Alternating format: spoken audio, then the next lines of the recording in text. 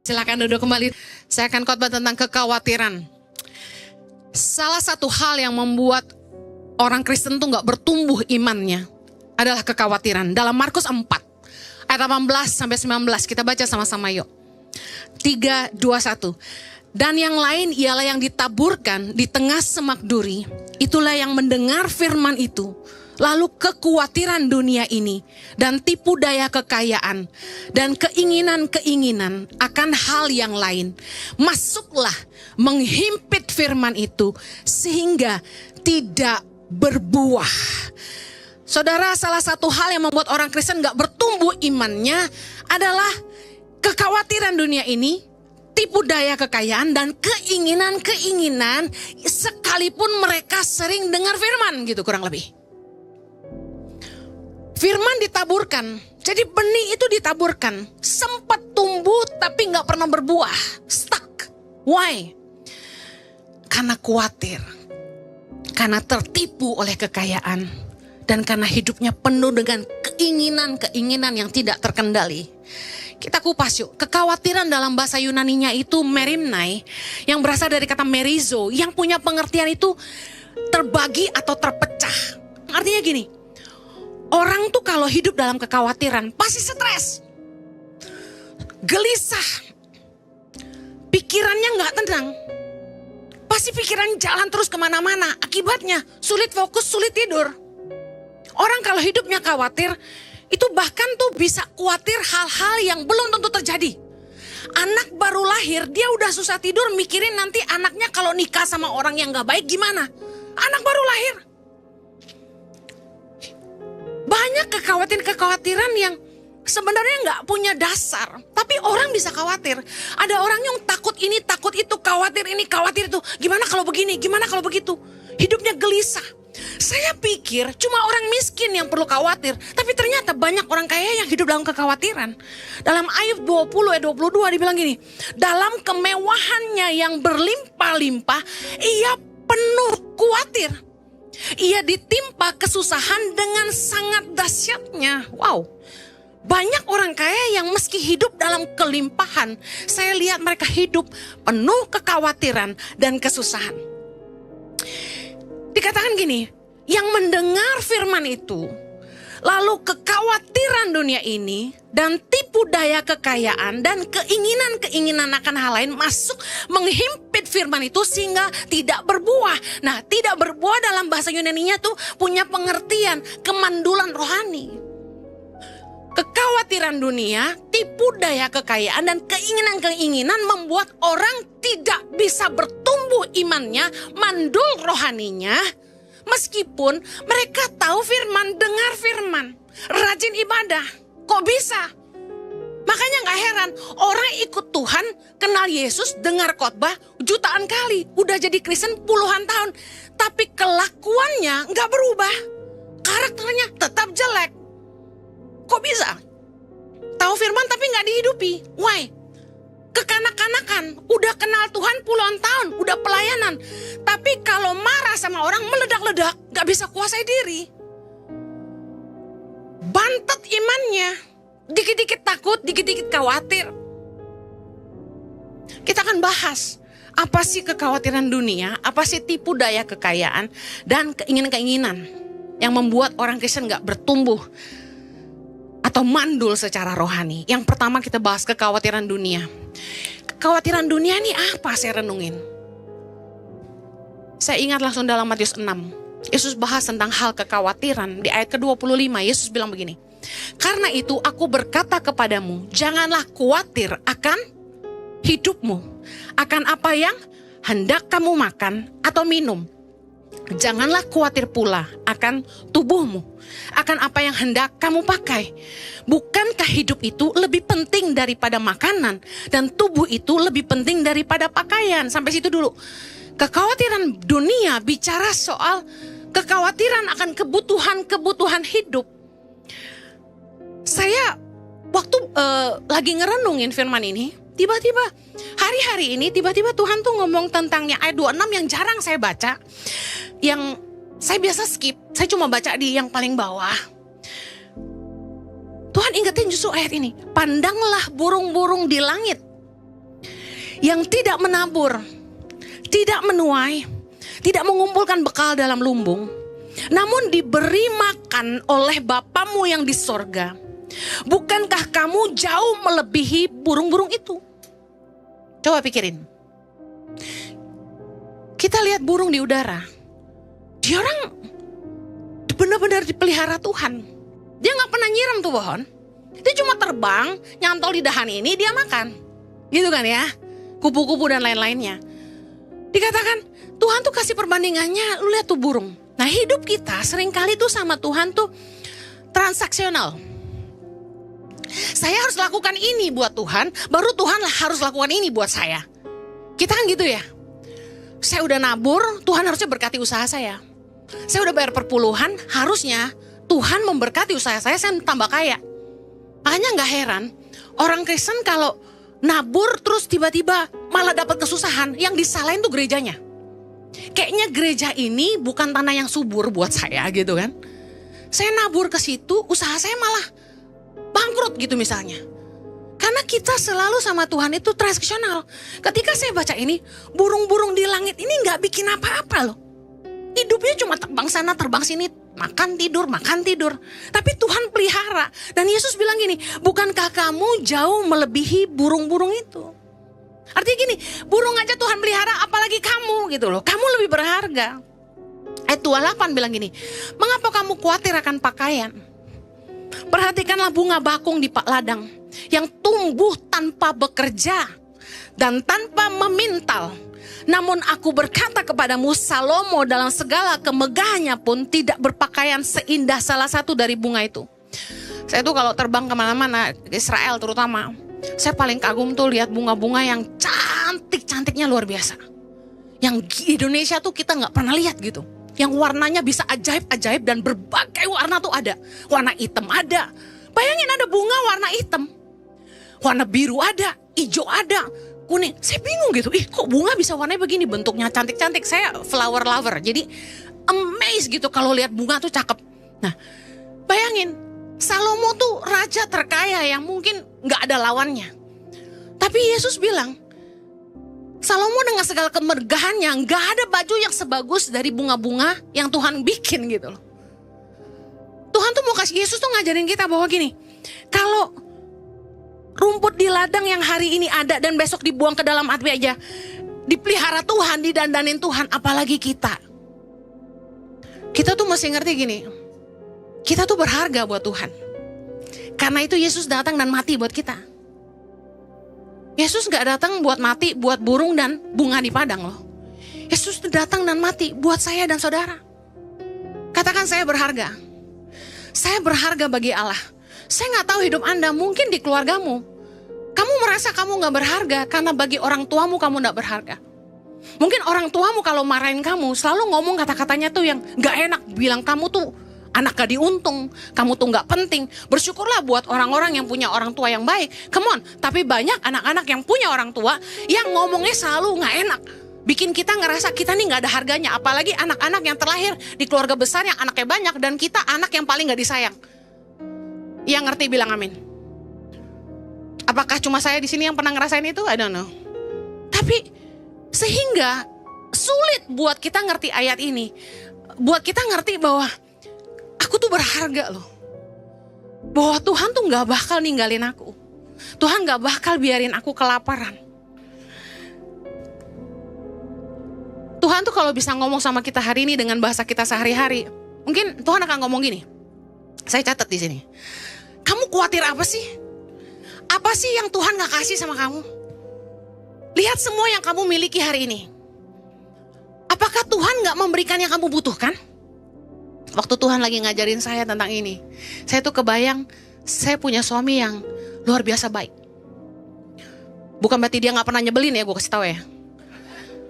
Jadi waktu abis saya siapin firman, saya ke kamar, suami saya lagi di wastafel, lagi pakai gel. Karena kita mau dinner sama papa saya. Saya liatin dia di kaca gitu. Dia gak liatin saya liatin. Begitu dia sadar, ngapain nih bini gue liatin gue terus. Akhirnya saya bilang gini, Tuhan tuh baik banget udah dalam hidup aku. Tuhan tuh kasih aku suami yang terbaik. udah ganteng, baik pula. Dia langsung senyum-senyum. Kesenangan tau gak sih? Tapi men, kapan terakhir kali kamu mengagumi karya Tuhan di hidupmu dan menghargai apa yang Tuhan pernah kasih di hidup kamu? Kapan? Kapan terakhir kali Felix mengagumi, kok Tuhan baik banget sih kasih istri secantik dan sebaik ini buat aku? When? Kata Felix, tiap hari. Come on, jujur aja. Kadang-kadang ya, kita take it for granted. Kita gak sadar bahwa Tuhan tuh sangat baik dalam hidup kita. Karena fokus kita selalu sama yang gak ada. Fokus kita selalu sama yang kurang. Sampai kita lupa mensyukuri apa yang ada. Ayo yang punya istri dan suami hari ini, tataplah pasanganmu dan bilang, aku bersyukur banget loh Tuhan kasih kamu ke aku. Kamu kesini deh biar deketan. Ayo suami istri, saya lihat loh ini pada gak melakukan firman Tuhan. Coba. Istrinya manyun. Karena suaminya gak muji katanya. Nih karena disuruh Bu Heni nih baru muji aku. Balik lagi. Bukankah Tuhan udah kasih kita yang terbaik? Masa kita masih khawatir sih? Kayak gak kenal Tuhan aja gitu loh. Tuhan tuh Bapa yang baik. Saya pernah ngalamin kesulitan mempercayai bahwa Bapa itu Bapa yang baik. Saya pernah khotbah ini. Satu kali saya khotbah di Pekanbaru. Di gereja ini saya ngisi khotbah Sabtu dan Minggu. Sabtu itu youth. Dan tiba-tiba begitu saya landing, makan siang dikasih tahu, Bu, Ibu Gembala pesen, Ibu Heni harus khotbah di youth malam ini tentang Bapa yang baik. You know what? Habis makan, gue balik ke hotel, saya bilang gini sama yang ngasih pesen, sekretaris youthnya. Sorry ya, saya kalau khotbah tuh gak bisa dikasih tema. Saya selalu mengikuti pimpinan Roh Kudus. Sebenarnya bukan karena gak persiapan doang. Saya gak pernah khotbah tentang Bapa yang baik. Saya masuk ke kamar hotel saya nangis. Kenapa? Saya kan punya papa yang kurang baik gitu loh. Jadi saya gak bisa khotbah tentang Bapa yang baik. Buat saya kalau saya khotbah itu kayak saya cuma lip service doang. Karena saya gak ngalamin, ngerti gak sih? Saya ngiri kalau dengar Felix khotbah cerita papahnya gini, papanya gitu. Saya liatin Pak Hendra sama anaknya Kevin sayang gitu. Saya bingung gitu karena I didn't have that experience, you know. Jadi buat saya disuruh khotbah tentang Bapa yang baik itu sebuah pengalaman yang saya gak hidupi.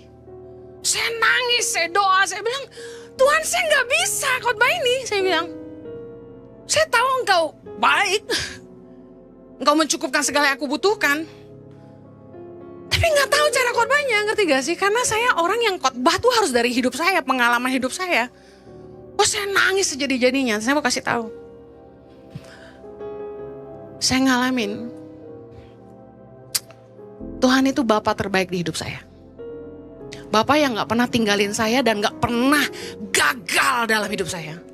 Bapa yang selalu pegang janjinya dalam hidup saya. Lagu yang tadi Michael ajak kita nyanyi, waktu aku cari Tuhan, Engkau menjawab aku, karena itu aku percaya. Itu aku ngalamin gitu loh. Dan saya besar dengan Tuhan. Saya ngalamin waktu mau makan susah, waktu mau bayar uang kuliah gak ada. Itu benar-benar tuh kayak yang mujizat, segala macam Tuhan kerja di hidup saya. Roh Kudus tuh bicara sama saya udah kayak sahabat. Tiap kali saya doa, Roh Kudus bisa ngomong, saya duduk diam dengerin. Saya lagi susah hati, saya lagi di jalan, lagi nyetir, lagi kerja. Tuhan tuh bisa ngomong sama saya. Seenak itu. Saya ngalamin, wow Tuhan tuh hidup banget di hidup saya loh.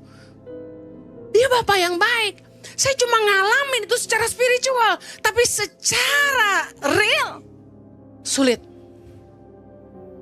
Saya mau kasih tahu, gak ada alasan buat kita gak percaya bahwa Bapa itu baik cuma karena kita punya Bapa yang gak baik di dunia ini. Mungkin kita punya papa tuh yang ngecewain kita, yang gak besarin kita, yang gagal, yang gak jadi teladan. Tapi Bapa di sorga itu gak pernah gagal di hidup kita. Saya gak pernah sehari pun gak bisa makan. Saya gak pernah sampai gak bisa sekolah tuh gak pernah. Bahkan ya, saya ngalamin bahwa Tuhan itu sanggup memberkati kita bukan karena hasil kerja kita. Kalau mau lihat dari PK, persembahan kasih, itu nggak cukup. Dan nggak mungkin bisa kesana kesini beliin ini beliin itu buat orang, nggak bisa. Tapi saya ngalamin di hidup saya, kasih karunia Tuhan membawa saya pergi ke tempat-tempat di mana saya nggak mungkin bisa pergi. Kasih karunia Tuhan membuat saya bisa memiliki apa yang dengan kekuatan saya sendiri saya nggak bisa miliki. Saya ngalamin di masa pandemi, ada orang yang saya nggak kenal bisa telepon saya, nanya nomor rekening saya, dan transfer uang buat saya bertahan hidup. Bahkan lebih dari itu, saya bisa bagi-bagi ke hamba-hamba Tuhan di pedalaman-pedalaman Indonesia, sekitar 100 hamba Tuhan setiap bulan. Saya bantu dari persembahan kasih yang saya terima dari orang yang saya nggak kenal. Bayangin. Tuhan tuh pelihara hidup saya di saat saya nggak bisa khotbah. Pandemi, gereja tutup. Tangan Pengharapan, kita masih ngidupin waktu itu ada 7.000-an anak di masa pandemi. Dan saya bingung duitnya dari mana. Tapi Tuhan pelihara. Malah saya dapat visi bangun sekolah berasrama. Dan di masa pandemi kita udah bangun 3 waktu itu. Bayangin tuh. Tuhan tuh membuktikan dia gak pernah gagal. Kalau yang kayak gitu menurut saya ya, apa yang saya alamin ini sudah sangat luar biasa dan besar. Kalau itu aja Tuhan pelihara, apalah urusan makan, minum, pakai. Jangan pernah khawatir. Makanan tuh hal berkat terkecil menurut saya yang patut kita khawatirkan. Kekhawatiran adalah musuh dari iman. Katakan kekhawatiran adalah musuh dari iman. Kalau kita tuh sampai khawatir, itu sangat menyakitkan buat Tuhan. Kenapa? Karena dia tuh Bapa yang setia. Ketika kita khawatir, itu tandanya kita gak percaya. Kekhawatiran adalah tanda ketidakpercayaan. Karena orang yang percaya, tandanya dia hidup dalam damai sejahtera. Kok gak ada amin?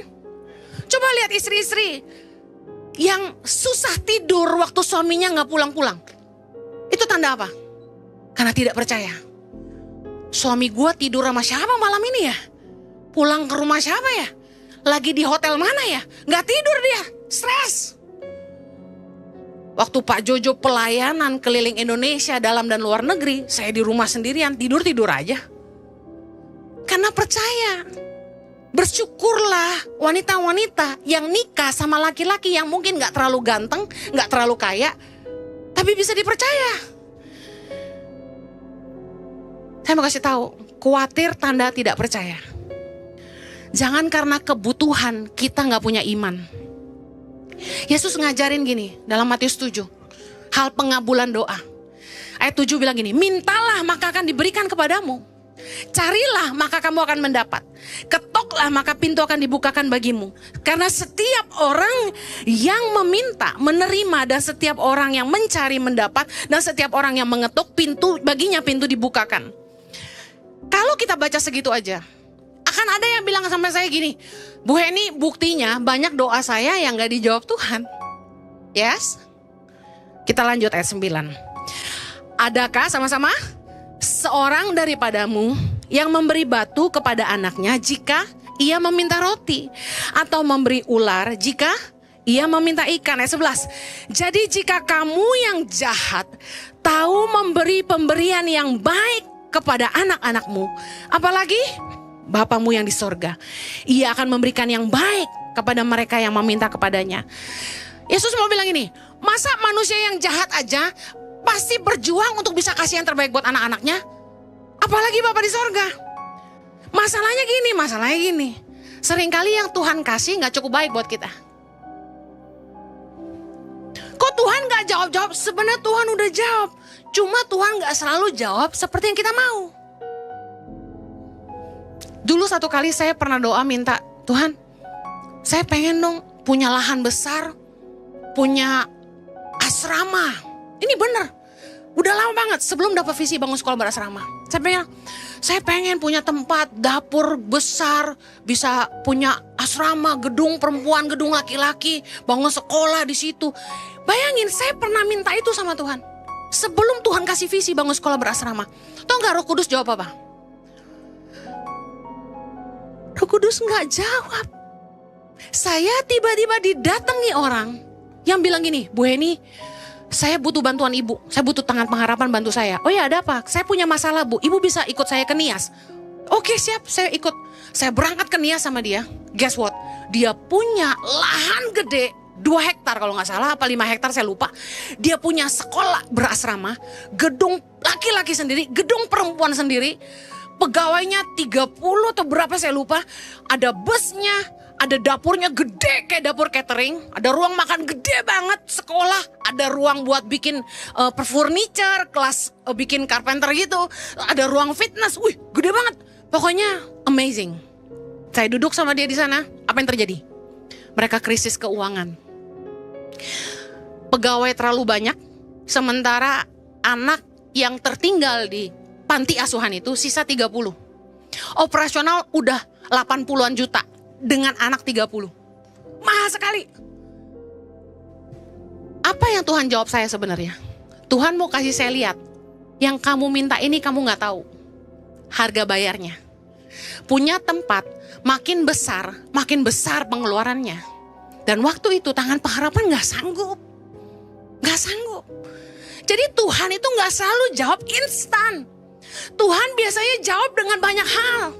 Tuhan kasih lihat kita kehidupan orang lain. Saya kasih tahu, percayalah bahwa kalau kita doa, Tuhan gak selalu jawab sesuai yang kita mau. Tapi percaya dia Bapa yang baik. Dia tahu yang kita paling butuhkan. Dan percayalah yang dia kasih itu udah yang terbaik. Amen.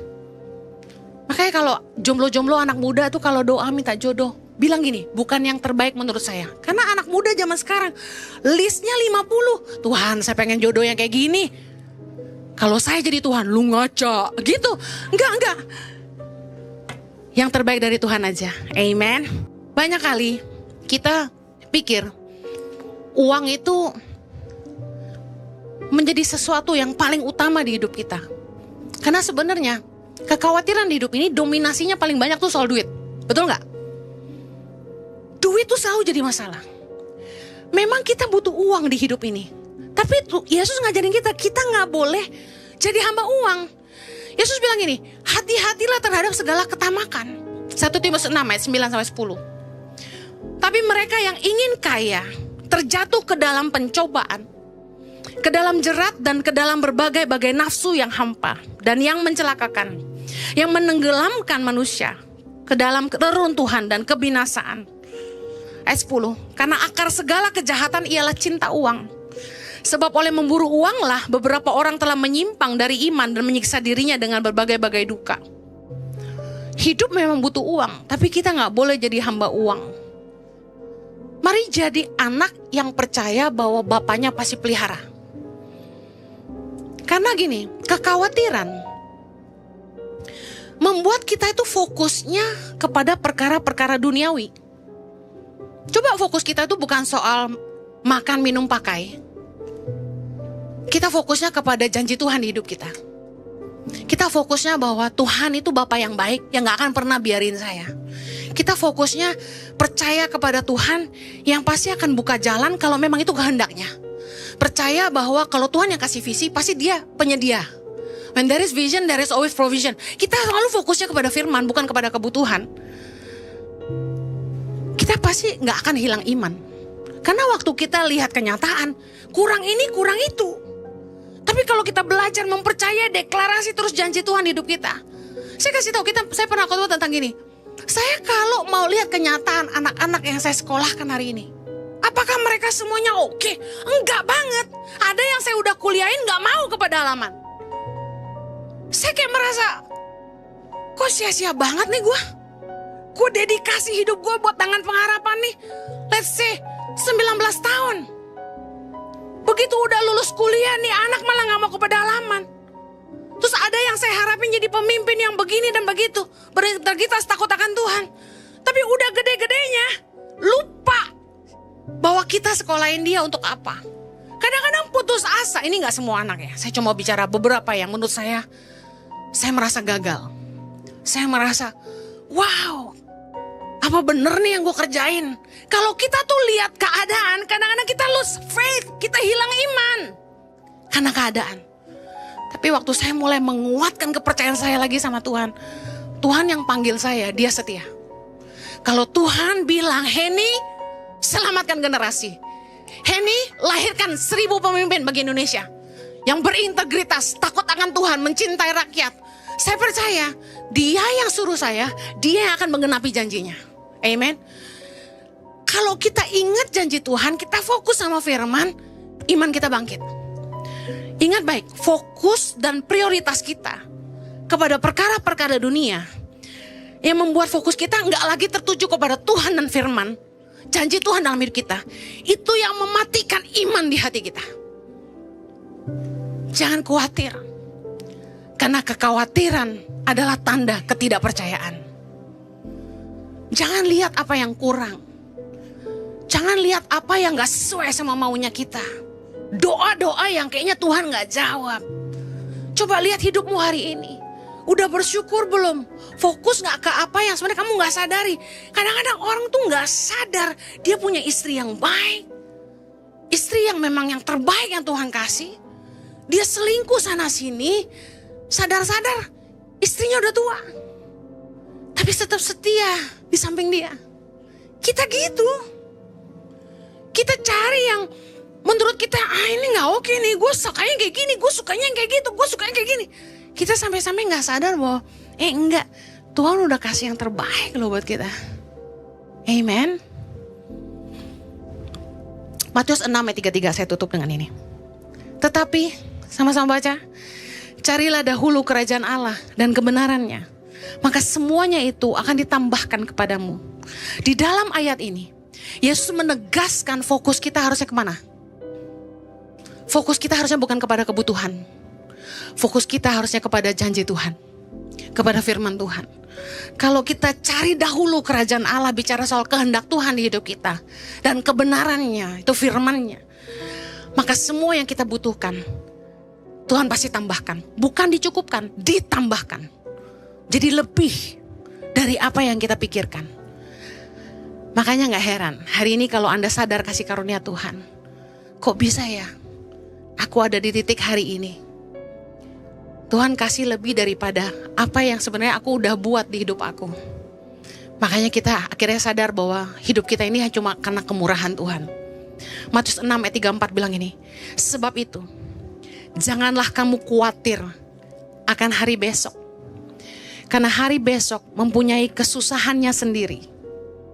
Kesusahan sehari cukuplah untuk sehari. Artinya gini, beresin masalah tuh satu-satu. Live day by day. Do not worry about tomorrow, tentang hari depan. Anak saya besok-besok kawin sama siapa? Anak-anak saya besok kuliah duitnya gimana? Anak saya besok kalau kuliah ini tetap kerjanya gimana? Kita terlalu banyak khawatir di hidup ini. Ntar kalau suami saya makin kaya dia selingkuh gimana? Why? Udah doain aja dia diberkati. Amen. Gak usah takut suamimu kaya terus ninggalin kamu. Gak usah mikirnya kejauhan. Jangan khawatir akan hari besok. Sebagai manusia, kita gak tahu apa yang terjadi besok. We don't know what the future hold. Tapi yang kita harus yakin bahwa gini, ada Tuhan di hari depan yang akan selalu menyertai kita. Tuhan yang sama yang gak akan pernah ninggalin kita. Tuhan yang selalu pegang janjinya dalam hidup kita. Kita gak punya alasan khawatir. Apakah hari ini Anda sehat? Apakah hari ini Anda punya pasangan yang mengasihi Anda? Apakah Anda punya orang tua yang mengasihi Anda? Apakah hari ini Anda bisa makan? Bisa kuliah, bisa kerja, punya tempat tinggal, biarpun ngontrak? Saya kasih tahu, syukuri semua yang Anda punya hari ini. Jangan khawatir, jangan mikir kebanyakan. Orang yang khawatir tanda gak percaya. Apakah Anda mau belajar percaya? Kita baca Filipi 4 ayat 19 sambil berdiri. Sama-sama bilang, Allahku akan memenuhi segala keperluanku menurut kekayaan dan kemuliaannya dalam Kristus Yesus.